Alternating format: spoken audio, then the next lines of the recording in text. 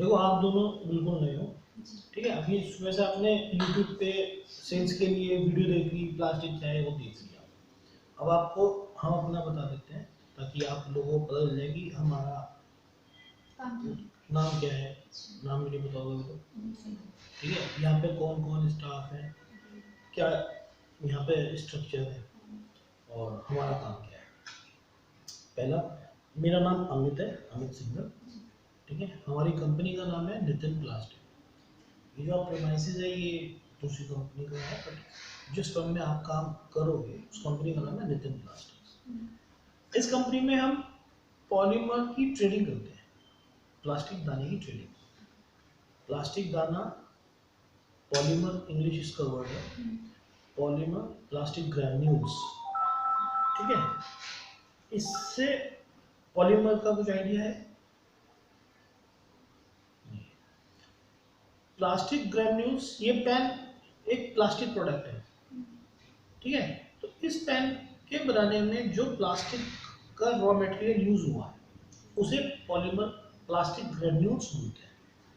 Polymer तो एक बहुत वाइड फील्ड है, बहुत बड़ी फील्ड है, बट उसका एक सब पार्ट ये है कि इसका है लैपटॉप प्लास्टिक प्रोडक्ट है। तो जब ये प्लास्टिक प्रोडक्ट है तो किसी न किसी प्लास्टिक के दाने से बना होगा, ठीक है। तो इसी तरह आपको कुछ भी चीज दिख रही है जो प्लास्टिक से बनी हुई है तो वो सब कुछ प्लास्टिक प्रोडक्ट है, और वो सब कुछ प्लास्टिक ग्रेन्यूल से बनता है।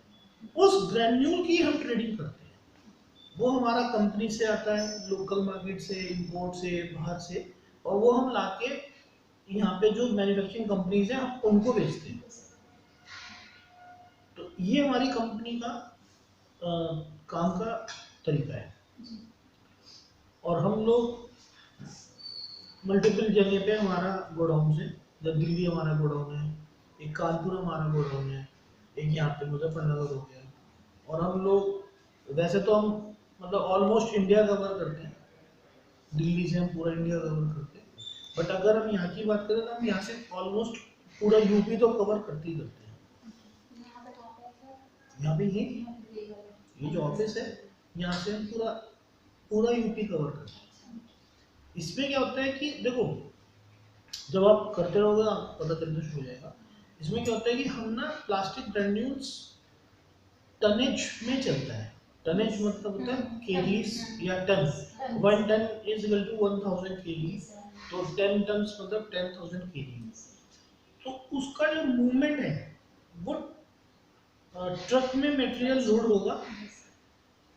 25 केजी का एक बैग होता है, 25 केजी का एक बैग, और वो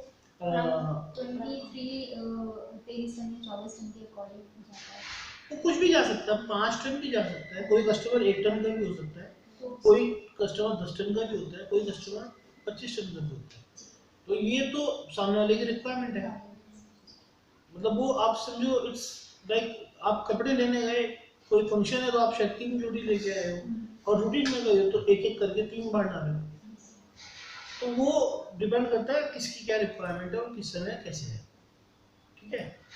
इसमें जो ट्रक की लोडिंग वगैरह होती है वो सब एक एक करके मतलब आप सीख जाओगे तो वो मूव करता है। जैसे मान लीजिए मेरा मटेरियल दिल्ली पड़ा है या मुजफ्फरनगर पड़ा है और मेरा मटेरियल जाना है नियर बाई सिटी सहारनपुर, या यहाँ से मेरा मटेरियल जाना है आगरा, ठीक है। तो अब ये मैं यहाँ से भी भेज सकता हूँ और कानपुर से भी भेज सकता हूँ और दिल्ली से भी भेज सकता हूँ। तो मैं क्या देखता हूँ, मेरा एक भाड़ा फ्रेट, जो फ्रेट है वो जहाँ से सबसे कम पड़ रहा होगा वहाँ से भेजता हूँ, ठीक है। तो फ्रेट कॉस्ट वहाँ से निकल जाती है। तो हम वो मटेरियल ट्रक में ह्यूमंस लोड करते हैं और ह्यूमन लेबर लोड करती है, और लोड करके उसका बिल बनता है, बिल बनने के बाद वो डिस्पैच होता है। तो ये पार्ट है डिलीवरी डिस्पैच। आप लोगों का उस चीज़ से कोई कंसर्न नहीं पड़ेगा एज अ सेल्स, बट आपको पता होना चाहिए कि सिस्टम क्या है, ठीक है। वो दूसरा डिस्पैच वाले देखते हैं, वो डिस्पैच वाला डिस्पैच कर देगा, बट आपको पता होना चाहिए कि टनेज क्या है, कितना मटेरियल जाना है, कैसे जाएगा, हम किस लोकेशन से भेजना शुरू कर देंगे, ठीक है। तो ये तो होगा प्लास्टिक दाना और प्लास्टिक दाने का प्रोडक्ट्स और हम कितना एरिया कवर करते हैं। प्लास्टिक का आपके दिमाग में जो भी आइडिया, जो भी चीज़ आप देखो, सुबह सबसे पहले हाथ में क्या आता है? टूथब्रश, ब्रश, मग, बकेट, सब प्लास्टिक प्रोडक्ट है। तो ये सब चीज़ें अलग अलग जगह पे बनती हैं। सॉरी, वायर्स प्लास्टिक है, ठीक है। और उसके बाद फिर आपका यूटेंसिल बहुत सारे प्लास्टिक के होते हैं, क्रोकरी, बहुत सारे बर्तन जो होते हैं बॉन चाइना या कुछ प्लास्टिक के भी होते हैं, एक्वागार्ड हो गया, फ्रिज हो गया, वॉशिंग मशीन हो गई, वो सब कुछ प्लास्टिक प्लास्टिक है।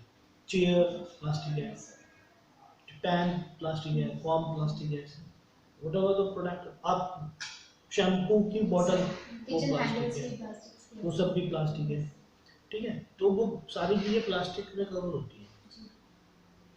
तो हम उस दाने को उन मैन्युफैक्चरर्स तक ट्रेड करते हैं, हम वो उनसे बात करते हैं और वो हम उन लोगों को बेचते हैं। This is my company profile, ठीक है। प्रोडक्ट, कोई क्वेश्चन? कंपनी प्रोफाइल, देखो हमारी कंपनी का जो प्रोफाइल है वो एक अच्छा खासा प्रोफाइल है। अच्छा खासा, मैं भी वो आपको इसलिए नहीं बता रहा क्योंकि आपको शायद समझ नहीं आएगा।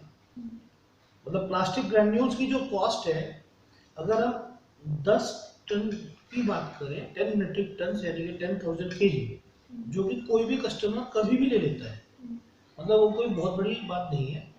उसकी खुद की जो अगर हम वैल्यू बात करें तो वो इन लैक्स है।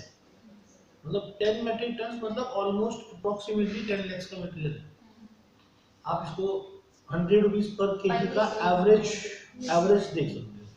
तो इसका मतलब क्या होता है? इसका मतलब ये है कि हमारी कंपनी में अगर इस तरह का वॉल्यूम है तो फिर वो टर्नओवर भी हमारी कुछ होगी, सेल परचेज भी होगी, तो वो सब कुछ ज़्यादा होता है।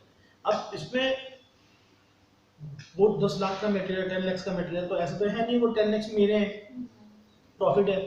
मैं क्या करता हूँ, मैं कंपनी से लेके आता हूँ और मैं लाता हूँ और मैं आगे बेचता हूँ। तो मैं जब लाया और मैंने आगे बेचा तो उसका गैप ही तो मेरा मार्जिन है। वो 10 लाख तो एक तरह से मुझे किसी ने क्रेडिट दिया और उसने मुझे कहा भाई तुम ये बेच दो, मुझे वापस कर दो।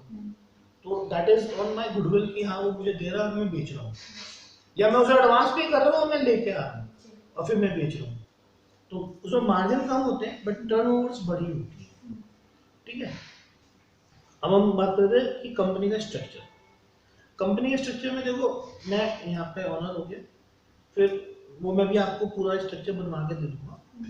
अकाउंट सेक्शन है, परचेज सेक्शन है, फिर एक सेल सेक्शन है, फिर डिस्पैच, CRM, ठीक है। इसमें पूरा हमारी हायरार्की है। गोडाउन्स पे गोडाउन्स वाले बंदे हैं। यहाँ पे अगर हम अपनी बात करें अकाउंट्स में रितेश है और अनस है। फिर अगर हम CRM की बात करें भारती है। कलेक्शन की अगर बात करें तो कलेक्शन में ममता है। एक PC है, प्रोसेस कोऑर्डिनेटर, जो सब कुछ वर्क कराती है। ये शुभ है, शुभ DME है, ये सारा डाटा, सारी से सिस्टम डेवलप करना, ये सब ये काम ये कराते हैं। डिस्पैच के लिए तरुण है, हरिओम है, अलग दूसरे गोडाउन पर दूसरे बंदे हैं। डिलीवरीज के लिए आदेश शर्मा जी है। तो हर एक डिपार्टमेंट अलग अलग बटा हुआ है। एक सेल्स के लिए हम पे बहुत ज़्यादा स्टाफ नहीं है, तो सेल्स अब हमें क्रिएट करनी है।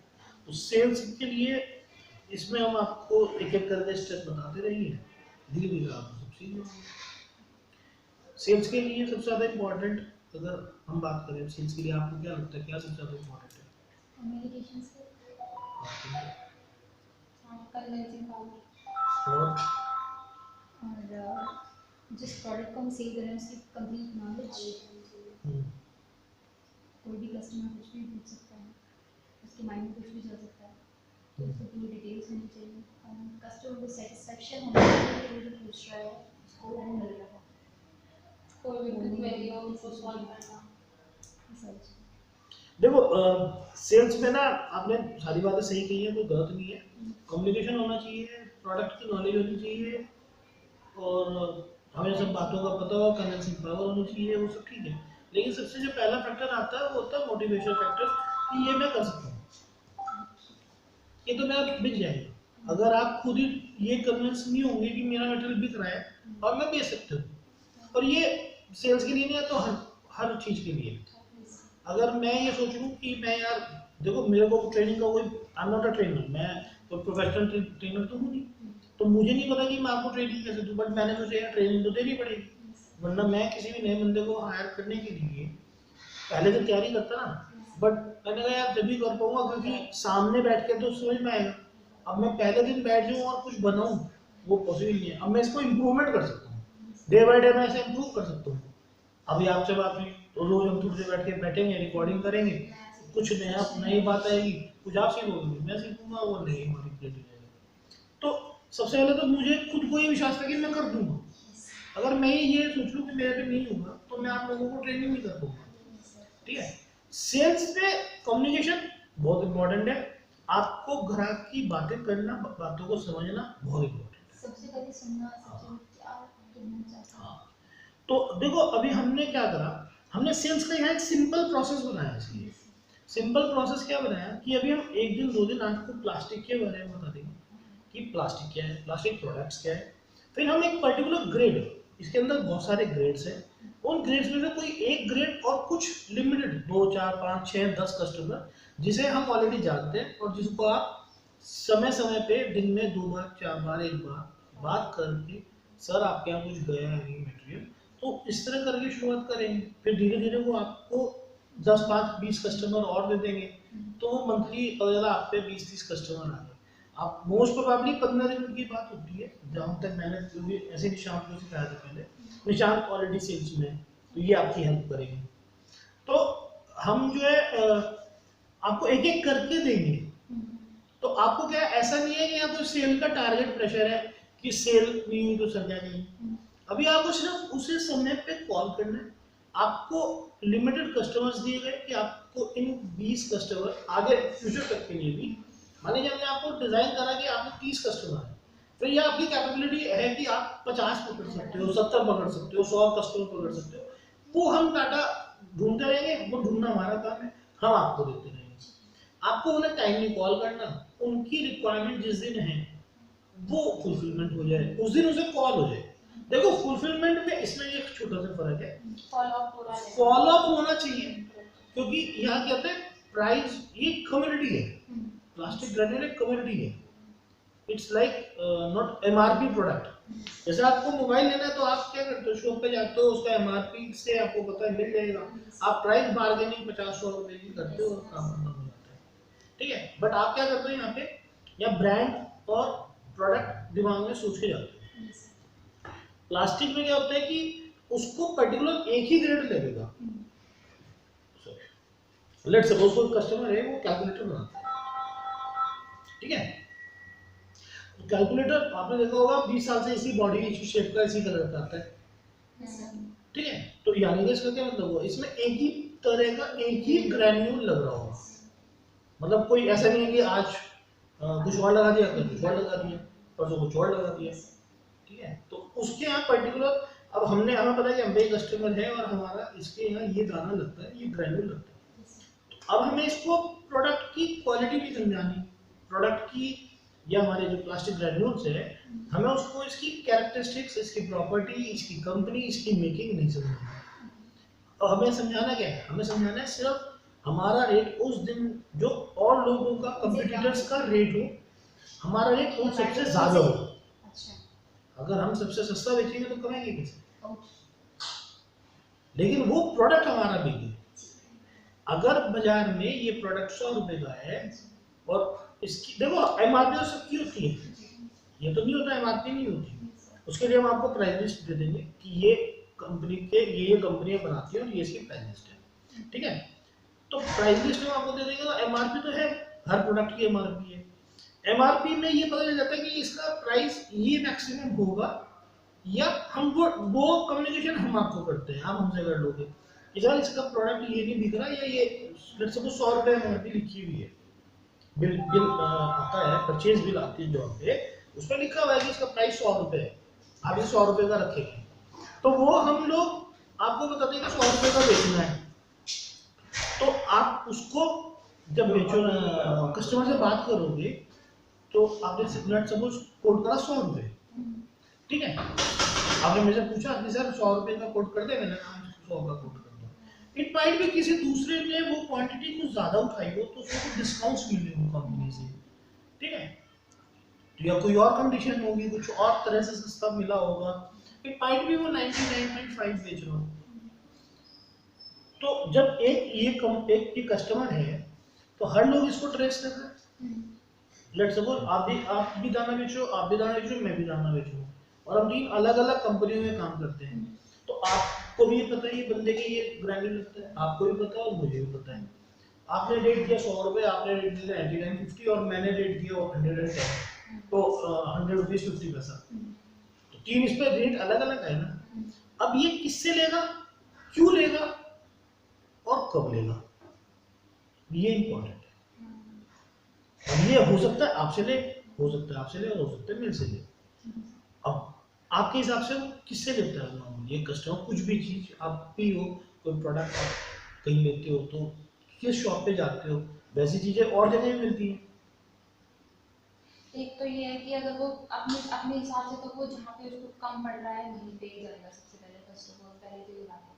लेकिन ये है हमारी जो कन्वेंसिंग पावर होगी और जो हमारा जो मटेरियल है उसको हम उसके बारे में कितना समझा रहे हैं, कितनी उसकी हमको नॉलेज है, हम उसे जितना अच्छे से बताएंगे उसको उतनी उसके दिमाग में जाएगी कि हाँ भाई इतना मुझे बेनिफिट हो रहा है, क्योंकि वो प्रोडक्ट भी अच्छा है और काफ़ी लंबे टाइम तक वो चलेगा। ऐसा भी हो सकता है जो कम पैसे में चीज़ें मिलती हैं वो लंबे समय नहीं चलती है, तो हम ऐसे भी समझा सकते हैं। देखो नॉर्मली क्या होता है कि हर आदमी का ना एक कंफर्ट जोन होता है, आपको कंफर्ट जोन ढूंढना पड़ता है कि इसका कंफर्ट जोन क्या है।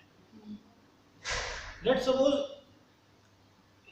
ये तो मैंने आपको बता दिया कि इसमें क्वालिटी हमें बतानी नहीं, क्योंकि जो इसका ग्रैन्यूल है वो मैन्युफैक्चरिंग तो एक ही आदमी करता है। लेट्स सपोज वो रिलायंस करता है या गेल करता है। इंडिया में गिनी चुनी कुछ कंपनीज हैं जहाँ पे ग्रैन्यूल्स बनते हैं, जहाँ पे ग्रैन्यूल्स की मैन्युफैक्चरिंग होती है, तो पूरे इंडिया में सबको पता है कि वो इस ग्रेड का मतलब ये मटेरियल है। लेट्स सपोज इसमें अगर B52 लगता है, तो B52 अगर गेल कंपनी बनाती है तो गेल कंपनी B52, अगर आपको कस्टमर ने बोला तो आपको उसकी क्वालिटी बताने की कोई जरूरत ही नहीं है। गेल B52 दैट इज सफिशिएंट, मतलब ना आपको कोई क्वालिटी का कंसर्न है, ना आपको कुछ नहीं, कुछ नहीं, प्योर मटेरियल होता है, इसमें कोई मिक्सिंग नहीं होती, इसमें कोई क्वालिटी आप मतलब बिल्कुल ही कोई न्यू कस्टमर है तो समझा दो, अदरवाइज उसको पता है कि मेरे यहाँ B52 यूज होगा। आप उसे कौन सा गेल का हमारा मटेरियल सबसे अच्छा है, तो ये इस तरह का प्रोडक्ट नहीं है, इसमें तो उसको फिक्स है, वही माल आएगा वही लगेगा। Let's suppose it's like a mobile, अगर आप किसी कस्टमर को सैमसंग का, लेट्स सपोज ये A5 मॉडल है और सैमसंग केवल और केवल A5 मॉडल बनाती है, और उसका मैं कहता हूँ मैं भी यही वाला मॉडल लेता हूँ, मुझे कोई और चाहिए ही नहीं, तो इसका क्या मतलब है, आप मुझे अगर इसकी कोई क्वालिटी समझाने लगोगे तो शायद मेरे किसी काम की नहीं होगी, क्योंकि मैं तो ऑलरेडी यही ब्रांड यूज करता हूँ और यही प्रोडक्ट यूज करता हूँ, मुझे आप इसमें कुछ एक्स्ट्रा बताओगे क्या। इसमें ये हो सकता है सर, जैसे कि हम हमारे इधर मान लो सपोज कि मेरे रेट सबसे हाई है और मुझे माल सेल करना है, तो मैं आपको बोल सकती हूँ कि आपका जो कन्वीनियंस चार्ज है। नहीं नहीं अभी बताता हूँ। देखो कि क्या होता है कि जब आप प्रोडक्ट सेल करते हो ना, तो सामने वाले के कुछ वीक पॉइंट होते हैं, कुछ आपके भी वीक पॉइंट हैं, कुछ स्ट्रॉन्ग पॉइंट्स हैं, और हर चीज के बीच होते हैं वाई, कि वो आपसे गाना क्यों लेगा, वाई सबसे इंपॉर्टेंट होता है। अब उस वाई में 2-3 अलग अलग होते हैं, इधर आप उसको 1-2 दिन का पेमेंट टर्म्स में रिलैक्सेशन दे दो, इधर आपका मटेरियल जाएगा, आप 2 दिन बाद कर देना, एक। दूसरा, आप बहुत ज़्यादा अच्छे हो, डिस्पैचेस आपकी कंफर्टेबल है, आपकी डिलीवरी इजी है, कस्टमर से आपने फोन मिलाया, फॉलोअप करा, कस्टमर को कंफर्ट आ गया, उसको पता है कि मुझे आपको ऑर्डर करने के बाद कुछ और देखना ही नहीं है, सुबह को या कल जो भी ट्रेवलिंग डिस्टेंस है मेरा मटेरियल अपने आप आ जाएगा। आपका मिसकम्युनिकेशन नहीं है, आप लोग कहीं पे भी कहीं पे भी आपका जो कम्युनिकेशन है उसमें कहीं पे भी आप ऐसा नहीं है कि आज कुछ बोल दिया कल कुछ और बोल रहे हो। आपने ऑर्डर लेते हुए तो मीठी मीठी बात कर ली और बाद में आपने सर वो पहुंचा नहीं रहे हो, सर वो करा रही हो डिस्पैच, कस्टमर ने आपका फोन मिलाया, आपका एकदम उठ गया, ठीक है, वो फोन मिलाया जा रहा है, आपसे परेशान हो गया, फिर वो मेरे पास या हिरार्की में कोई भी अगर और बंदा है उसको कॉल कर रहा है कि आपके ऑर्डर लिया था डिस्पैच का, कोई बता दिया। तो आपका कम्युनिकेशन उससे कितना स्ट्रॉन्ग है, फिर आपका रिलेशन कितना बेटर है, फिर आपका फॉलोअप कितना बेटर है। बहुत सारे कस्टमर होते हैं, उन पे अपनी परचेज के लिए फॉलोअप मतलब 4 लोगों से पूछना टाइम भी नहीं होता। एक होता है जब एक आदमी परचेज कर होता है, आप भी बाजार में जाते होंगे तो बहुत सारी बार क्या होता होगा, आपको कोई कपड़ा लेना है, कुछ चीज लेनी है, तो आप सारे शहर में घूमिए, यहाँ भी घूमिए, यहाँ भी शॉप पे भी, शॉप पे भी, शॉप पे भी। किसी ने आपको खरीदना है, आपके माइंड में यार उसके यहाँ रेट सही है, वो बंदा सही है, मेरा टाइम नहीं है, सीधा उसके या उससे ले लो। उस दिन आपने रेट भी ट्राई नहीं करा, आप किसी और दुकान पे गए भी नहीं।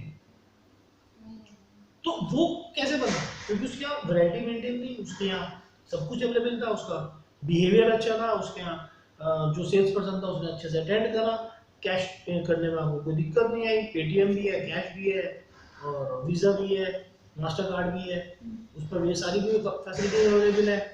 जब आपको सामान कस्टमर पैक करके दिया, एक प्रॉपर पैकिंग करके दे दिया 1 सेकंड के अंदर, ऐसा नहीं है कि आपको पेमेंट करने में भैया मेरा सामान दे दो, भैया मेरा सामान दे दो करना पड़ा।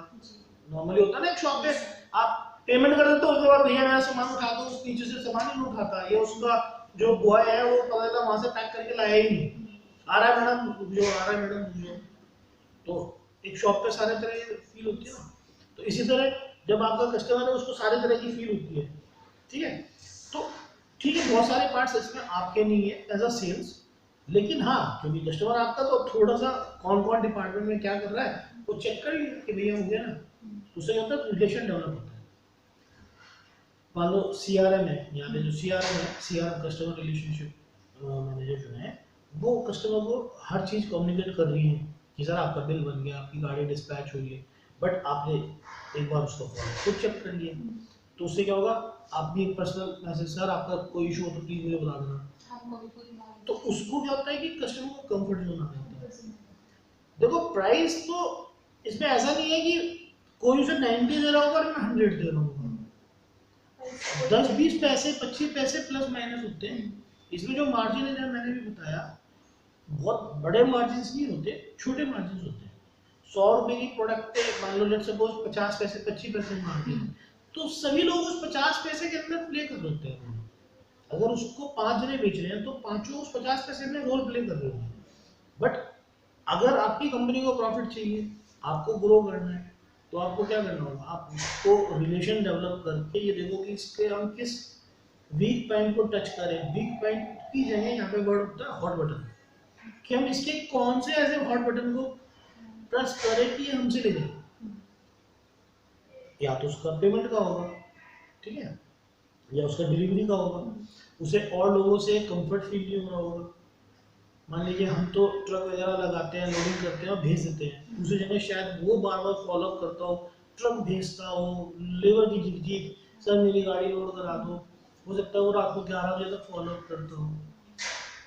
तो इसका एक एग्जाम्पल बताता हूँ, बहुत सारी बार मैं अगर मुझे खुद को कहीं से मैंने प्लास्टिक ग्रेन्यूल्स लिया, ठीक है, तो बहुत सारी ऐसी कंपनी है जहाँ पे हमें ट्रक भेजना पड़ता है, उनका वेयर हाउस है, उनकी लेबर है, वो मटेरियल बेच रहे हैं, बट उन्होंने वो सिस्टम डेवलप नहीं करा, और वो कहता है भैया अपना ट्रक भेज के उठा लो, ये लड़के का नंबर, ठीक है। इट्स लाइक मान लीजिए हमारे यहाँ शर्मा जी हैं, हम शर्मा जी को कह देते हैं कि भाई ये ट्रक में आप कस्टमर को बोलो, वो आएगा और उठा के ले जाएगा, हमें कोई मतलब नहीं है, बिल बना देंगे और दे देंगे, ठीक है। तो अब हमने वो ट्रक लगाया, हमने उसके यहाँ से डिस्पैच लेनी चाहिए, तो हमने क्या करा, पहले तो ट्रक वाले को कॉल करा, ट्रक वाले से हमने बार्गेनिंग करी, फ्रेट सेट करा, फिर ट्रक का फॉलोअप किया कि भैया वो ट्रक वहाँ भेज दो, पहुँचा या नहीं पहुँचा, पहुँचा या नहीं पहुँचा, मतलब 12 बजे बात करी थी, 6 बजे तक वो ट्रक वहाँ पहुँचा। 6 बजे वहाँ पहुँचने के बाद 6:30 बजे उसका बंदा जो है दूसरे जिससे मैंने लिया, उसका आदमी कहता है अभी 2 घंटे आपको लोडिंग में लगेंगे, मेरे यहाँ भीड़ हो रही है, नेचुरल सी बात है, भीड़ हो रही है, मुझे अभी 2 घंटे लगेंगे, ठीक है। ट्रक वाला रुक गया। अब रात को 8 बजे उसने मटेरियल लोड करा दिया, अब तो भैया मटेरियल लोड हो गया, ले जाओ। अब मेरा तो ऑफिस चला गया, मेरा ऑफिस टाइम तो 7:30-8 बजे खत्म हो गया, तो मेरे यहाँ से तो बिल नहीं बन सकता। अब वो कहता भैया बिल बना लेना, ई वे बिल बना लेना, ले जाना। तो मेरे लिए तो वो लोडिंग पूरे दिन की खराब हो गई। ठीक है, बिल, ई वे बिल, ये सब आप समझ जाओगे। मतलब कोई डॉक्यूमेंटेशन गेट पास कह लो आप कि भैया गेट पास आपके ट्रक वाले को मिल गया, आप वेरीफाई कर दो और यहाँ पे सबमिट करा दो और ले जाओ। तो वो काम पूरा दिन में खराब हो गया। या 8 बजे कहता है अभी लेबर थक गई, अब लोड नहीं करेगी, कल लोड करेगी। तो मेरे को क्या होगा, ट्रक वाले को हैंडल करना पड़ेगा, ट्रांसपोर्टर को हैंडल करना पड़ेगा, कस्टमर को हैंडल करना पड़ेगा जिसको मैंने बेचा है। तो मेरे लिए एक तो है ये, एक हो गया हमने उसको ऑर्डर प्लेस करा, उसका ट्रक उसने अपना बनवाया, बिल बनाया, हमें कहा सर आपका ट्रक डिस्पैच हो गया, मैं भेज रहा हूँ। हमारा ट्रक सुबह हमारे घर के बाहर आके खड़ा हो गया, 1 दिन 2 दिन जो भी ट्रैवलिंग टाइम है। तो मैं नेक्स्ट टाइम जब भी मटेरियल लेना होगा किसके पास जाऊंगा, जहाँ से मुझे, बट मैं उससे बार्गेनिंग तो भी करूंगा प्राइस की, क्योंकि मुझे भी अर्न करना है, तो मैं बार्गेनिंग भी करूंगा। अब ये उसकी समझ और उसकी पकड़ है कि वो मुझे ये बात का एहसास नहीं कराएगा कि सर मैंने आपको ये सब सुविधाएं हैं, लेकिन वो मेरा हॉट बटन समझ गया होगा पहले बात करने से कि यार ये डिलीवरी में सताया हुआ है, इसको अच्छी डिलीवरी नहीं मिली भी, हमसे डिलीवरी ले लेगा, 10 पैसे में फालतू दे देगा। तो उसने मुझे बताया नहीं, उसको मतलब जो मेरा जिससे मैंने बाय किया था, हाँ, तो उसने मेरा माइंड रीड कर लिया। माइंड रीड कैसे करा, कहना सर आप तो वहां से लिया करते थे, तो क्या इशू क्या आता था। तो धीरे धीरे जब आपका रिलेशन डेवलप होता है ना, वो खुद ही पता चलता है क्या ना, ये इशू थे, ये दिक्कतें आती थी, वहाँ से फॉलोअप होता था या कम्युनिकेशन चाहिए था, बॉस 6 बार फोन उठाता था, मन करा। अभी भी मेरे पास बहुत सारे ऐसे कस्टमर हैं जो गाजियाबाद या दिल्ली कहीं से मटेरियल लेते हैं और वो वहीं से लेते हैं, और साथ में उनकी कंप्लेन ये है कि यार फोन ही नहीं उठाते लोग, मन करा फोन उठा लिया, मन करा 5-6 बार मैंने उठाया। देखो जैसे अभी मेरा हुआ, मेरा फोन बजा, मैंने साइलेंट कर दिया कि मैं मीटिंग में हूँ, तो इट्स माय रिस्पांसिबिलिटी कि मैं 2 मिनट बाद कॉल करूँ, उन्होंने कहूँ कि सर मैं मीटिंग में था इसलिए उठा नहीं पाया। बट मैं ये रोज करता हूँ बिल्कुल नियम से, तो वो कस्टमर मुझे क्या होगा, वो इरिटेट हो जाएगा, मुझे कॉल ही करने मत कर देगा, टूट जाएगा। तो ये आपका चीजों को मेंटेन करने का तरीका। तो सेल्स में ना प्राइस, कन्विंसिंग पावर, ये सबसे पीछे ना इम्पोर्टेंट होता है कि आप सामने लगे हॉट बटन को समझ लो। अगर आपने एक बार उसको हॉट बटन समझ लिया तो आपको कहीं कोई इशू नहीं आता। ठीक है, हमारे यहाँ पे सेल्स का ऐसा कोई प्रेशर नहीं है कि हमें आपसे इतनी सेल्स चाहिए, आप इतनी सेल्स करके दोगे। लेकिन when you become older, आप पुराने हो जाओगे, 10-15 दिन 20 महीना, और आप सब चीज़ें सीख जाओगे, और अगर हम आपको 5-10 कस्टमर देते हैं तो वी एक्सपेक्टिंग कि हाँ इनके यहाँ इतना मटेरियल कंज्यूम होता है, तो इतने में हमारा परसेंटेज ऑफ शेयर इतना है, तो वो हमें मिल जाए, किसी दिन पहले मिल जाएगा, किसी दिन बाद में मिल जाएगा। तो हमारे यहाँ सेल्स प्रेशर नहीं है, इसलिए अगर आपको लगता हो कि नॉर्मली सेल्स में होता है कि कोई प्रेशर है, टारगेट पूरा, हमारा टारगेट नहीं है, हमारा जो फोकस पॉइंट है वो है आप उसे कन्वर्ट कर सको। जो आप पे एक लीड है, आप उसको लीड को कन्वर्ट कर सको, इम्प्रूव तो चीज अलग विषय है, आप उसको कन्वर्ट कर सको। देखो एक और एग्जांपल लेते हैं। लेट्स सपोज मेरे यहाँ ये पेपर रिम आता है, A4 पेपर रिम आता है, ठीक है। किसी आदमी ने A4 पेपर रिम का काम शुरू करा और उसने देखा कि सर हमारे यहाँ पे महीने के लेट्स सपोज 20 पेपर रिम्स के सेट लगते हैं, हर मंथ कंज्यूम होते हैं, और हम उसको रिपीट ऑर्डर कर रहे हैं कि आप 20 भेज देना, और फिर हमने अगले महीने फिर से 20 मंगा लिए, तीसरे महीने फिर 20 मंगा लिए। तो इसका क्या मतलब हुआ कि हमारे यहाँ पे हम 20 पेपर रिम के जो सेट्स होते हैं, पेपर रिम समझ गया ना? Yes sir. तुमने समझे?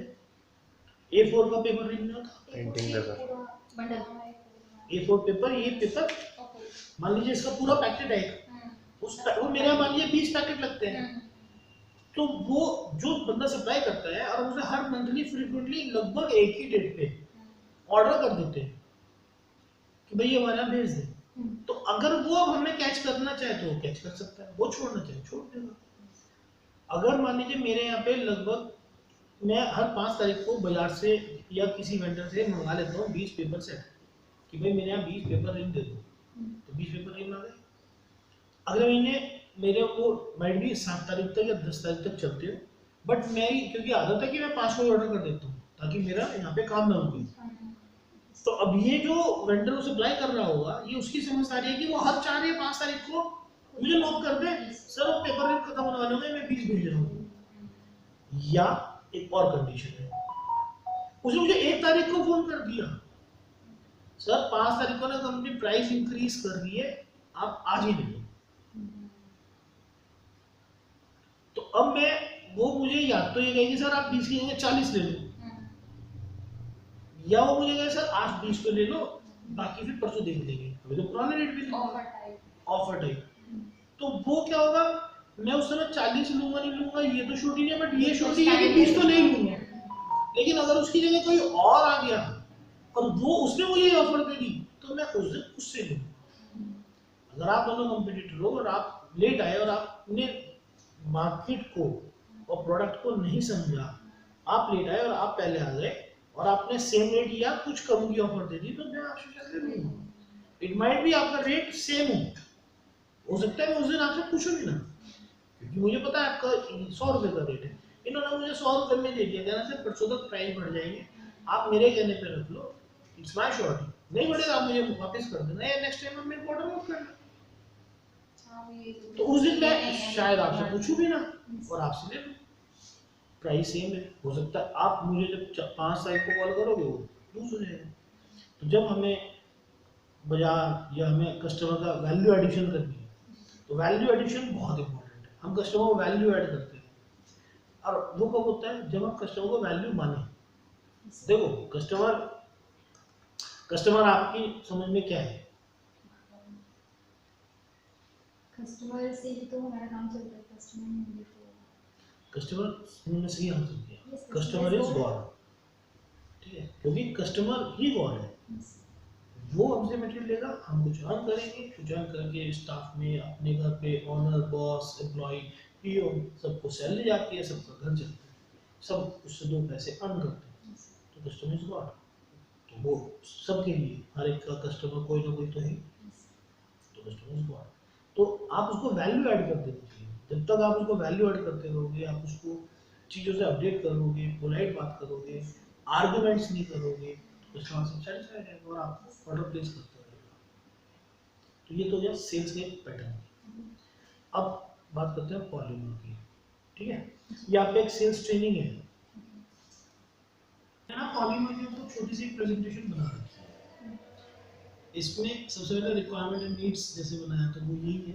ट्रेनिंग वो हम आपको पूरी करने की कोशिश करेंगे, सिखाएंगे। यूट्यूब वीडियो आप गूगल से कंप्यूटर मोबाइल उसमें आप सर्च कर सकते हो और वहाँ से निकाल सकते हो। पॉलीमर क्या है वो सीखो। यूट्यूब वीडियोस में प्रोडक्ट पॉलीमर मैन्युफैक्चर, क्या उसके प्रोडक्ट्स हैं, क्या पॉलीमर बनता है, कहाँ पे बनता है, कैसे प्रोडक्ट बनता है, कैसे बनता है। Learn and make notes. आप एक ग्रेड की नॉलेज लेना, वो ग्रेड हम आपको बता देंगे कि इस एक ग्रेड की नॉलेज लो, उसकी कंपनी, उसका नेम, उसके कंपटीटर्स, फिर उसकी प्राइस लिस्ट, क्या प्राइजेस है। ठीक है, फिर कंपनी, उस कंपनी की क्या टोटल सेल्स फिगर है, कितना उसका प्रॉफिट है, कंपनी का खुद का प्रोफाइल क्या है, जिस कंपनी में वो बनता है। क्योंकि अगर इस तरह की बातें आपको पता होंगी ना, तो आपको जब भी कस्टमर से कुछ बातें करोगे तो कुछ ना कुछ बातें करने के लिए ना आपके डाटा होगा। अगर आपको कुछ पता ही नहीं होगा तो डाटा बोलोगे कैसे। कस्टमर तो देखो ऑलरेडी कस्टमर है, और कस्टमर एक रिच मैन है। अगर वो फैक्ट्री है उसकी तो it means he is a rich man. ठीक है, फिर दूसरा वो खुद एक ऑनर है, तो उसने बहुत सारे फेसेस पार कर रखे होंगे, फिर उसका एक्सपीरियंस है पुराना, तो उसे वैसे बहुत कुछ पता होगा, तो आपको सब कुछ पूछेगा वो रूटीन में।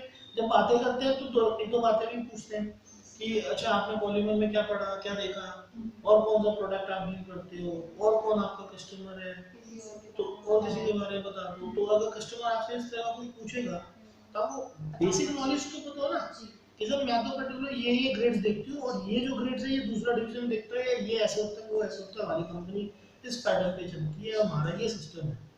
ठीक है, फिर प्रोडक्ट्स मैन्युफैक्चर और फिर टॉक टू कस्टमर की वो जो स्किल्स से हो।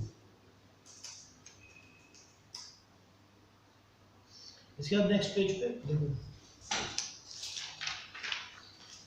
पॉलीमर क्या है।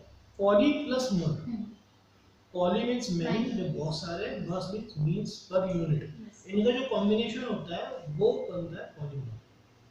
इथिलीन, इथिलीन इसका बाय प्रोडक्ट है। पॉलीमर जो प्लास्टिक दाना बनता है ये भी किसी चीज से बनता होगा। ये क्या है, ये पेट्रोकेमिकल प्रोडक्ट है। तो ये पेट्रोकेमिकल में आते हैं इथिलीन, पॉलीइथिलीन। तो ये इनको बना के इथिलीन प्लस इथिलीन को बना के पॉलीइथिलीन बनता है। तो ये केमिकल कंपोजिशंस है। तो ये आप पॉलीमर सर्च करोगे तो पॉलीमर क्या है, कैसे बनता है, तो वहाँ से थोड़ा सा सीखने को मिलेगा। क्योंकि आप पेट्रोकेमिकल्स क्या है, मैंने नीचे ना एक लिंक दिया व्हाट इज पॉलीमर, तो यहाँ पे आप लिंक देखोगे तो यहाँ पे ना ये डिटेल्ड वीडियो भी है। ठीक है, इसको हम आपको गूगल ड्राइव पे शेयर कर देंगे तो आप लिंक वहीं से खुल जाएगा। और अदरवाइज आप एज इट इज टाइप करोगे तो खुलेगा ही, बस वो हम दे देंगे आपको। फिर आता है classification of polymers, source of availability based on structure, mode of polymerisation, molecular form. ये इसके क्लासिफिकेशंस हैं। इसकी डिटेल मैंने इसलिए लिखी क्योंकि ये हम अगर जनरल पॉलीमर ट्रेडिंग की बात करें तो उसमें समझने के लिए तो ठीक है, बट हमारा बहुत ज़्यादा काम नहीं होता, हम उस चीज़ में नहीं हैं। हाँ, है ना। ये दो तरह के हैं, एक होता है नेचुरल और एक होता है सिंथेटिक। नेचुरल में आता है सेलुलोज और सिंथेटिक में आता है जैसे हम लैब में प्रिपेयर करते हैं, जैसे पीवीसी एंड पॉलीइथिलीन। इसका क्या मतलब हुआ, इसका मतलब जो कंपनी जैसे बनाती है वो जब बनाएगी तो कुछ तो होगा जो ऑटोमेटिक बन के आ जाएगा, कुछ होगा उसके अंदर कंपनी अपने एंड पे केमिकल कंपोनेंट्स को ऐड करेगी और उससे फिर एक पॉलीमर एक पर्टिकुलर चीज के लिए डिजाइन होगा। देखो पॉलीमर जो प्लास्टिक है वो ये भी है, मोबाइल का ये हार्ड है, वो लैपटॉप भी है, लैपटॉप पे फिर वो कैलकुलेटर भी है, फिर वो पेन भी है, कहीं ट्रांसपेरेंट है, कॉम है, कॉम की आगे का जो ब्रश होता है वो टूट भी जाता है और हार्ड भी होता है। ऐसा तो नहीं है कि बालों में करते करते टूट गया, लेकिन टूटता भी है। ठीक है, मोबाइल है, इसका ये कवर कुछ अपनी अलग प्रॉपर्टी लेके बैठा हुआ है, लैपटॉप का एक अलग है, टैब का अलग है। तो हर चीज़ की प्रॉपर्टी है, किसी के अंदर कुछ क्वालिटी है। जैसे कि आप समझो बकेट है, आप बकेट में 20 किलो 10 किलो पानी उठ जाता है और बकेट आप उठा लेते हो हैंडल पे, बकेट तो नहीं टूटती। ठीक है, लेकिन अगर आप हाँ प्लास्टिक बैग, अगर आप प्लास्टिक बैग में 20 किलो या 10 किलो डालो तो नीचे फट जाएगा, तो वो सॉफ्ट है। तो उसकी अपनी प्रॉपर्टीज होती है, तो वो प्रॉपर्टीज के हिसाब से कंपनी वो डिजाइन करती है और वो अलग अलग चीजों के लिए अलग अलग ग्रेड्स डिजाइन करती है। ठीक है, इसके बाद जैसे ये है तो 3 तरह के पॉलीमर होते हैं, लीनियर, ब्रांच और क्रॉस लिंक। ठीक है, जो वो वीडियो अगर आप देखोगे ना तो डिटेल वहाँ पे समझाया गया लीनियर क्या होता है, ब्रांच क्या होता है। लीनियर होता है स्ट्रेट लाइन, ब्रांच जिसमें रूट्स होती है, और क्रॉस लिंक जहाँ पे रूट से रूट्स को ज्वाइन कर दिया जाता है।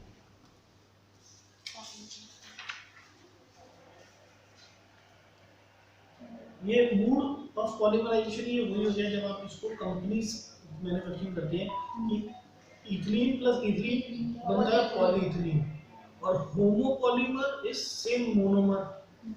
तो ये वहाँ पे एडिशन एंड कंजम्पशन। ठीक है, इसमें कुछ मॉलिक्यूलर फोर्सेस भी होते हैं, थर्मोप्लास्टिक, थर्मोसेटिंग और फाइबर। ये नीचे लिखा है इलास्टोमर, पीछे लिखा है ना।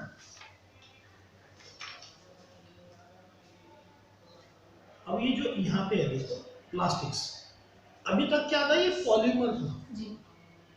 पॉलीमर एक साइंटिफिक नहीं, पॉलीमर दाना नहीं हुआ, पॉलीमर तो बहुत बड़ा फील्ड हो गया। अच्छा। उसके अंदर सिंथेटिक भी आ गया, सेलुलोज भी आ गया, लीनियर भी आ गया, क्रॉस लिंक्ड भी आ गया। कपड़ों में भी पॉलीमर यूज होता है, Yes. ठीक है। और बहुत सारी, बहुत बड़ी रेंज है पॉलीमर। पॉलीमर तो पॉलीमर हो गया जो दो तरह के केमिकल से, ठीक है। पेट्रोकेमिकल में अगर हम शायद उसकी बात करेंगे, डीजल की या पेट्रोल की, उसके अंदर भी कुछ पॉलीमर के पार्ट्स हैं, ठीक है, बट वो प्लास्टिक ग्रेन्यूल नहीं है। अब शुरू था प्लास्टिक ग्रेन्यूल्स, पॉलीमर से निकला हुआ प्लास्टिक ग्रेन्यूल्स, तो आप उसको अलग अलग है। बट क्योंकि वर्ड पॉलीमर चल, मतलब इसमें बड़े आराम से बोला जाता है, पॉलीमर के नाम से जाना जाता है, तो आप पॉलीमर बोल देते हैं, ठीक है। अब आता है प्लास्टिक ग्रेन्यूल्स। प्लास्टिक प्लास्टिक ना दो तरह की होती है, एक होते हैं थर्मोप्लास्टिक, एक होते हैं थर्मोसेट प्लास्टिक। थर्मोसेट प्लास्टिक्स होती है जो रीयूजेबल हो, मेल्टेड हो, रीशेप किया जा सके। इसको अगर हम टूट जाए तो कबाड़ी आता है, उठा के ले जाता है, और ये कहा जाता है कि वापस किसी मैन्युफैक्चरिंग कंपनी में चला जाता है, उसको ये क्रश करके पिघला के टेम्परेचर पे कुछ और शेप दे देता है। अब वो चाहे कैलकुलेटर बनाए चाहे टॉय बना दे, तो वो इसको रीशेप करता है, रीयूज हो जाता है। रीयूज करता है, ठीक है। तो ये तो थर्मोप्लास्टिक्स। और एक होता है थर्मोसेट प्लास्टिक, जहाँ पे रीयूजेबल नहीं होता, वो मेल्ट भी नहीं होता और उसमें शेप भी नहीं दिया। हाँ, जैसे इसमें मैंने एग्जाम्पल में लिख रखा है आपने kitchen handle, car battery. Car battery एक थर्मोसेट प्लास्टिक है, उसको आप रीयूज नहीं करता क्योंकि उसके अंदर एसिड्स और उसकी जो हार्डनेस है वो इस हिसाब से बनी हुई है कि वो रीयूज नहीं किया जाता। उसको पुराने को निकाल के बैटरी को बैटरी की तरह यूज कर सकते हैं, हम उसे हाई मेल्ट पे मेल्ट नहीं कर सकते, बाकी कुछ और हार्ड हो गया बहुत बहुत ज्यादा। बैकलाइट है वो चूरा हो जाएगा, बट वो उसको बनेगा नहीं, ठीक है ना। अच्छा, इसी में ये भी आपने जैसे ये था यहाँ पर कम्युनिटी थर्मोप्लास्टिक में ना तीन पार्ट्स हैं, कम्युनिटी, इंजीनियरिंग और स्पेसिफिक। अगर आप सही मायने देखो तो प्लास्टिक ग्रेन्यूल्स यहाँ से ही शुरू होता है, अभी तक था पॉलीमर। तो कम्युनिटी, इंजीनियरिंग और स्पेसिफिक। कम्युनिटी क्या हुआ? High volume, low cost, less strength. जैसे कि पॉलिथीन बहुत बिकती है, घर घर में बिकती है, कॉस्ट बड़ा सस्ती है और स्ट्रेंथ भी उसकी कमजोर होती है। ये होता है कमोडिटी प्रोडक्ट। एक होता है इंजीनियरिंग प्रोडक्ट, जैसे कि हो गया कैलकुलेटर। वॉल्यूम कम है, कॉस्ट ज्यादा है और हाई स्ट्रेंथ है।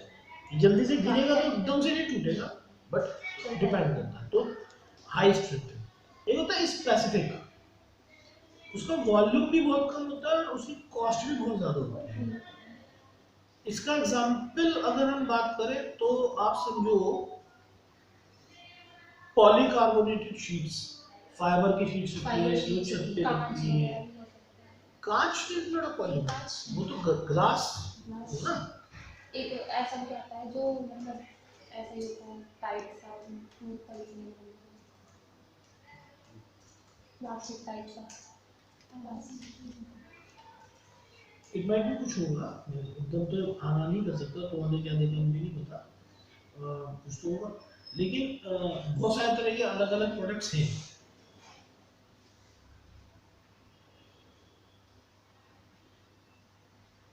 ठीक है, तो हम जो पर्टिकुलर, अगर मैं अपनी बात करूं तो हम थर्मोप्लास्टिक में काम करते हो। थर्मोप्लास्टिक में भी कम्युनिटी पे सबसे ज्यादा और इंजीनियरिंग पे उससे कम और स्पेसिफिक पे उससे कम। तो हम भी इसी रेशो में ही काम करते हैं। हम सबसे ज्यादा काम करते हैं कम्युनिटी का, फिर करते हैं इंजीनियरिंग का, फिर करते हैं स्पेसिफिक। इसके बाद इसकी नेक्स्ट पे इसकी साइड होगा।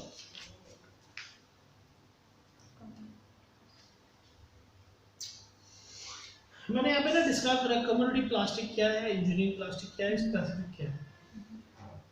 कम्युनिटी हो गया PE polyethylene, PB polypropylene, PVC, polystyrene, GPPS, HIPS, स्टर्लिन, पॉलीमिथाइल, ये सब हो गए कम्युनिटी प्लास्टिक्स। इंजीनियरिंग प्लास्टिक होगा PA, ABS, polycarbonate, PET, PBT, TP. ठीक है, तो इसमें ये सब क्या है? ये इंजीनियरिंग प्लास्टिक है। जैसे कि इसमें आपने देखा होगा पेट, जो प्लास्टिक की बॉटल है, बिस्लेरी की बॉटल है, बिस्लेरी की बॉटल है तो प्लास्टिक, ठीक है, बट वो एक स्पेसिफिक चीज के लिए बनाई गई, उसे स्पेसिफिक डिजाइन करा है, उस पर पानी खराब नहीं होगा, प्लास्टिक के कंटेंट्स पानी में मिक्स नहीं होंगे। अगर उसकी वैलिडिटी पीरियड 15 दिन का है तो वो 15 दिन तक पानी का कंटेंट्स कोई भी प्लास्टिक में इंक्लूड नहीं होगा, दोनों आपस में मैच नहीं होंगे। प्लास्टिक की बोतल अपना काम करेगी और पानी जो स्टोर करा है वो अपना काम करेगा, ठीक है ना। इसी तरह आपकी फ्रूट कोई बोतल हो गई, एप्पी जूस हो गया, तो या कोल्ड ड्रिंक हो गई, कोल्ड ड्रिंक के अंदर एक एसिड है, ठीक है, वो कहते हैं दांत डाल दो उसके अंदर, या आप टॉयलेट शीट पे यूज करोगे तो वो उसको रिमूव कर देगा सारे स्टेन्स को, या दांत डाल दोगे तो दांत को खराब कर देगा। बट वो प्लास्टिक की बोतल के अंदर पड़ी रहती है, प्लास्टिक की बोतल तो खराब नहीं, ऐसा तो नहीं प्लास्टिक की बोतल गल गई और या फूट गई और कोल्ड ड्रिंक चली, ऐसा नहीं होता ना, ठीक है ना। तो वो कहते हैं इंजीनियरिंग प्रोडक्ट है, तो उसमें लिखा है पेट, वो बॉटल बनती है पेट से, वो एक इंजीनियरिंग प्रोडक्ट है। पी पॉलीपिथीन कम्युनिटी की अगर हम बात करें, पॉलीथीन बनती है ये वाली पॉलीथीन से, कम्युनिटी है। पीपी जैसे कंगा, बाल्टी, मग्गा, जो सॉफ्ट और हार्ड भी होते हैं। सॉफ्ट और हार्ड का मैटर नहीं करता, सॉफ्ट और हार्ड चीज अलग होती है। आप ऐसा नहीं सोच सकते कि ये सॉफ्ट है तो ये कम्युनिटी हो गया, ये हार्ड है तो ये हो गया, ऐसा नहीं होता। नहीं, मेरे को मतलब था कि ये वाला जो प्रोडक्ट आप पीपी से कह रहे हो, मतलब वो जो जल्दी से ब्रेक ना हो और थोड़ा सॉफ्टवेयर है, थोड़ा हार्ड भी होता है। हाँ तो देखो सॉफ्ट तो रहेगा, बाल्टी है, मग्गा है, वो पानी भरते हो उठाते हो तो ऐसा तो नहीं पानी भरा टूट के गिर गया, या बिल्कुल ही सॉलिड है, हल्का सा फ्लेक्सिबल भी होता है, हल्का सा स्ट्रॉन्ग भी होता है, पानी का अपना पूरा वेट ही लेता है, तो सब काम करता है ना। तो इनके ना मैं भी लिंक्स बनाने की कोशिश कर दूंगा ताकि और थोड़ा सा एक दो चीजें मिल जाए। पीवीसी है, पीवीसी के पाइप्स होते हैं, कंड्यूट पाइप्स, ठीक है। इसी तरह स्पेसिफिक हो गया, नीचे आ गया ना, PAI, PEI, LCP, ये बिल्कुल स्पेसिफिक ग्रेड्स हो गए। हालांकि मैं इसमें अभी नहीं करता, बट जब भी हम इंटर करेंगे वो तब का काम है। अब आता है how to make plastic granules. Plastic material as a granule, pellets or powder is first loaded into hooper and then fed into a long heated chamber through which it is moved by the action of continuously revolving screw. The chamber is a cylinder and is referred to as a extruder. ये समझ में आया कुछ? आपको आया? थोड़ा बहुत आया है। Okay. जब आप इसकी वीडियोस देखोगे ना तो आपको दिख जाएगा कि ये चैम्बर क्या होता है और वो कैसे आता है। बेसिकली ऊपर क्या होता है, आप ये समझो ये एक टेबल है, ठीक है, ये पूरी ना हीट इसके अंदर हीट होती है, आग होती है इसके अंदर, ठीक है, और यहाँ से हमने एक होल बना के इसमें दाना फैला दिया, तो यहाँ से दाना डालते हैं जब उनके ऊपर, ये चैम्बर है, इस चैम्बर में से दाना यहाँ से गिरता है उधर से निकल जाता है, तो यहाँ से वहाँ तक उसको हाई टेम्परेचर दिया जाता है, कहीं 300 डिग्री का, कहीं 350 डिग्री। 300 डिग्री का मतलब आप समझ लिए मोटा मोटा खोलता वाला हो, अगर आपने उस पर उंगली लगा दी तो आपकी उंगली खत्म, इतने हाई टेम्परेचर में से मेल्ट कर जाता है। हाँ वो उसको मेल्ट करके फिर उस वो पिघल के एक तार की तरह गिरता है, या फिर उसको आप जो शेप देनी है उस शेप में कन्वर्ट कर देते हैं। वो जब आप वीडियोस देखोगे तो उसमें आ जाएगा। ये मैंने कुछ नॉर्मल लिखा है, plastic is good but also bad. Good है, लाइट वेट है, ड्यूरेबल है, लो कॉस्ट है, बैड एनवायरमेंट और लो पेज के लिए, बट इसका कोई सब्स्टिट्यूट भी नहीं है। इसमें ना मैंने लिखा government decided numbers on each plastic, जैसे एसडीपी, पीवीसी, एलडीपी। अब हर प्रोडक्ट के नीचे देखते हो कुछ ना कुछ लिखा होता है, कुछ एरोज बने होते हैं, है ना, एक डस्टबिन बना होता है, ग्रीन साइकिल होता है और एक ट्रायंगल बना होता है, उसके अंदर नंबर लिखा होता है। ट्रायंगल होगा और उसके अंदर नंबर लिखा होता है। देखो जैसे ये ट्रायंगल बना हुआ है और उसके अंदर एक राइट का निशान लगा हुआ है, ठीक है ना। तो ये ना गवर्नमेंट ने क्या कर रखा है, कुछ चीजों को आइडेंटिफाई कर रखा है कि हम इसको ये इस कैटेगरी में लेके जा रहे हैं, क्योंकि गवर्नमेंट के नॉर्म्स के हिसाब से अब पता नहीं है क्या चीज है। जो ऑफिसर कोई भी बैठा है अगर चेक करना चाहेगा इस इंडस्ट्री में तो उसे पता ही नहीं क्या है, वो इस मार्क को चेक करेगा कि क्या इसने ये मार्क का क्या मतलब है, क्योंकि उसे तो वो मार्क याद कराएंगे। सर्टिफाइड हैं, सर्टिफाइड है। गवर्नमेंट से। हाँ, जैसे कि मान गोल्ड लीजिए, पे भी होती है, इसमें और होती है। हाँ जैसे गोल्ड का हो गया कि भाई ये प्योर गोल्ड है, ये 99 का है, ये 98 का है, ये इस तरह का। ये जो इसमें भी मैंने नंबर नीचे ना लिंक दे रखा, meaning of a number written on plastic items, यहाँ पे लिंक है, यहाँ पे डिस्क्राइब हो जाएगा।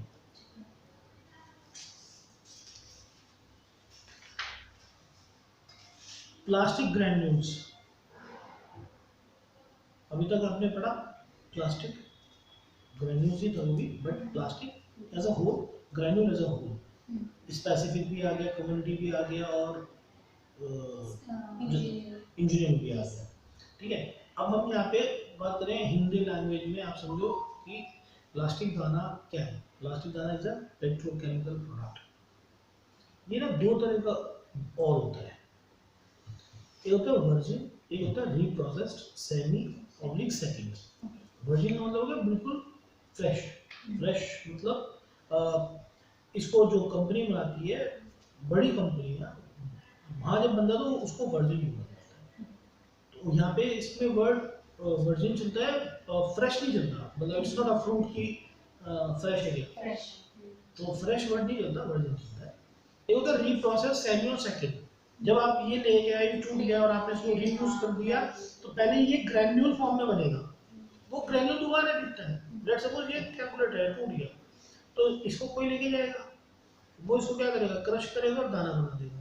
दाना बनाने के बाद वो क्या करेगा, इसका दाना बनाने का वो अपने यहाँ रख देगा। अब उसके पास फिर 3 तरह के अलग अलग ग्राहक आए, कोई कैलकुलेटर वापस बनाएगा, कोई स्टैंड बना रहा होगा, कोई इस तरह पैन बना रहा होगा, कुछ ब्लैक में कुछ, तो क्या वो दोबारा अलग अलग फील्ड में जा सकते हैं। उसको यहाँ पे बोलते हैं रीप्रोसेस्ड सेमी सेकंड, ये वर्ड्स चलता है। ये जो प्लास्टिक ग्रैन्यूल मैं तुम्हें यहाँ पे बता रहा हूँ, ये है जो कॉमनली मतलब मार्केट में वर्ड्स चलते हैं। ठीक है, अब आप इसकी मैन्युफैक्चरिंग कंपनीज पे, इंडिया के अंदर Reliance, GAIL, gas authority India limited, BPCL, ONGC, Indian Oil, HNBL, OPaL, ये 7 ही कंपनियां हैं जो प्लास्टिक ग्रैन्यूल्स बनाती हैं पूरे इंडिया के अंदर। यही लोग बनाते हैं, और ये लोग बहुत बड़े प्लेयर हैं। रिलायंस का तो शायद नाम भी सुना होगा, गेल का नाम सुना है? नहीं। आपके घर में जो सिलेंडर आता है वो गैस अथॉरिटी ऑफ इंडिया का आता है। इंडियन ऑयल आ गया, जो इंडियन ऑयल लिखा है ना, इंडियन ऑयल कॉर्पोरेशन, है ना, तो इंडियन ऑयल का जो गैस सिलेंडर आता है वही ये प्लास्टिक दाना होता है, क्योंकि क्या है ये पेट्रोकेमिकल प्रोडक्ट है। क्या अरे इसके अंदर गैस सिलेंडर, गैस जो सिलेंडर, गैस होती है, गैस लीक हुई होती है, जो सिलेंडर होता है वो तो इसका होता है ना। जो उसके अंदर गैस होती है ना, इसकी वजह जो गैस, पेट्रोकेमिकल क्या वर्ड है, पेट्रोकेमिकल, पेट्रोकेमिकल क्या वर्ड है, पेट्रोल से बना हुआ, ज्वलनशील, तो जो जलने वाला। ठीक है, तो जो ये प्लास्टिक दाना ये पेट्रोकेमिकल प्रोडक्ट है, यानी कि जिस चीज से पेट्रोल बन रहा है उससे ही बनता है। जिस कंपनी में गैस बन रही होगी, पेट्रोल बन रहा होगा, वहीं ये बन रहा होगा। सिलेंडर का आउटर लेयर मत देखो, वो लोहे का है। जो इंडियन ऑयल कंपनी है वो तो सिलेंडर बाहर से जैसे मंगाती है और उसके अंदर गैस फिल करती है, और वो गैस आपके घर में आके आपके किचन में काम आती है। तो सिलेंडर के अंदर जो गैस निकलती है, आग तो वो लगाती है ना, तो वो कितने टेम्परेचर पे निकलनी है, किस प्रेशर से निकलनी है, और फटे ना, सिलेंडर ना फटे, तो वो सब कुछ एक सिस्टम होगा, वहाँ डिजाइन करना होगा। तो उस कंपनी के अंदर ही ये पेट्रोल प्लास्टिक ग्रैन्यूल बनता है। जैसे इंडियन ऑयल, रिलायंस, रिलायंस का पेट्रोल पंप है, वहाँ दाना बनता है। इंडियन ऑयल का पेट्रोल पंप से है, गैस है, वहाँ दाना बनता है। इसी तरह ओपाल, इसी तरह एचएनबीएल, इन लोगों की अपनी रिफाइनरी है और वहाँ पे दाना बनता है। जब आप कंपनी का प्रोफाइल खोलोगे इनका, इनके आगे ना लिंक्स आ जाएंगे, तो आपको उसके बारे में सुनना आ जाएगा।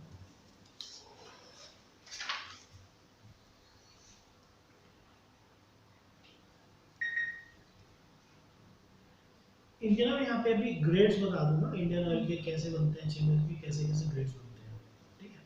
अगले पे जैसे इंपोर्टेड कंपनीज, ये बाहर की बहुत सारी कंपनियां बनाती हैं, बाहर की जगह बहुत सारी कंपनीज हैं जो बनाती हैं। अभी मैं पूरे लिस्ट पूरी बना नहीं पाया, बैसल की, डाउ, सैबिक, कोई यूएसए में है, कोई लंदन में है, कोई ईरान में है, कोई चाइना में है, तो हर कंट्री के अंदर इसमें पेट्रोलियम प्रोडक्ट्स हैं और सब जगह नाम है। तो उन कंपनियों के अपने अपने नाम है, वो सब इंडिया में भी मटेरियल आते हैं, इंडिया से वहाँ भी जाता है, वहाँ से यहाँ भी आते हैं। कुछ इंडियन कंपनीज स्पेसिफिक जो ग्रेड्स होते हैं ना, वो इंडिया में भी बनते हैं, जैसे एलजी और एक सुप्रीम, ये क्या क्रिस्टल बनाती है। ये जो पेन है, ये पेन क्रिस्टल से बनता है। आप जो घर में स्पून होते हैं ना, शादी में फंक्शंस में डिस्पोजेबल स्पून्स, वो एकदम क्लियर से होती है, ट्रांसपेरेंट, वो तो क्रिस्टल से बनती है। तो वो इंडिया में गाना ये लोग बनाते हैं।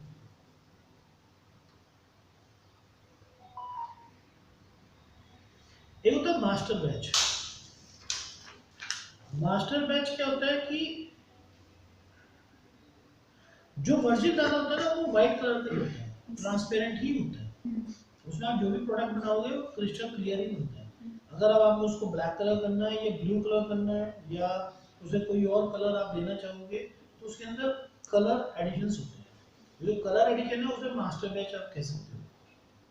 मास्टर बैच इज रिफाइंड एक दूसरा दाना है जो हम उसके अंदर ऐड ऑन करते हैं और उसे कहता है कि वो बन जाता है कलरफुल, कुछ भी हमें उसको कलर देना है तो वो इसलिए होता है। ये इंडिया में बहुत सारी कंपनियां बनाती है, हम इसमें डील नहीं करते। तो मैंने ना यहाँ ये लिंक्स दे रखे हैं, एलडीपी फिल्म के, ब्लो के, पॉली कटिंग, रोटो चेयर्स कैसे बनती हैं, इसकी मशीन्स कैसी हैं। तो आप ये तो एक एक दो लिंक खोल के देखना, आपको समझ में आ जाएगा।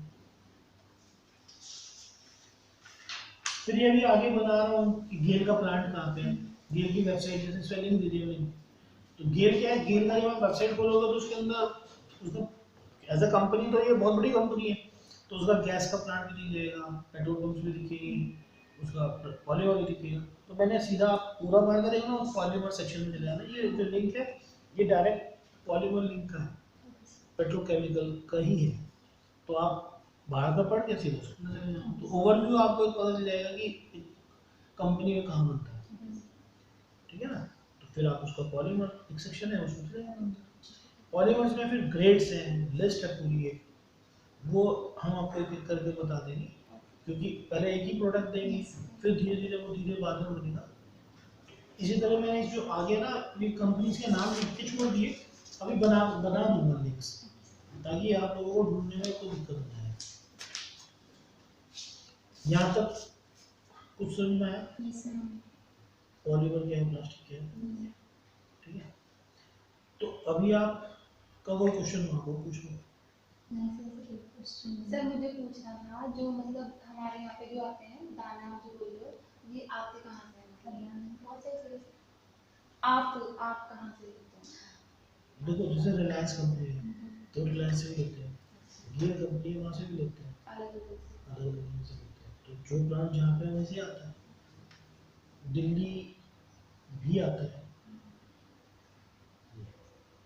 ये कंपनी का कानपुर में प्लांट है, इनका एक प्लांट असम में है, उत्तराखंड में कोई प्लांट नहीं है।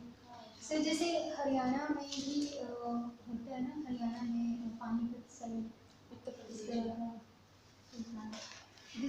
मैंने पहले मेरे पापा ड्राइवर हैं, तो वो यही लेके जाते काम आसाम उधर बर्डी वगैरह साइड में पानीपत में एक प्लांट है ना इंडियन ऑयल का, वो भी कह रही थी इंडियन ऑयल का पानीपत में प्लांट जिन्होंने है। पानी बेचा है ना, वाइट तेल पेट्रोल का बाइक में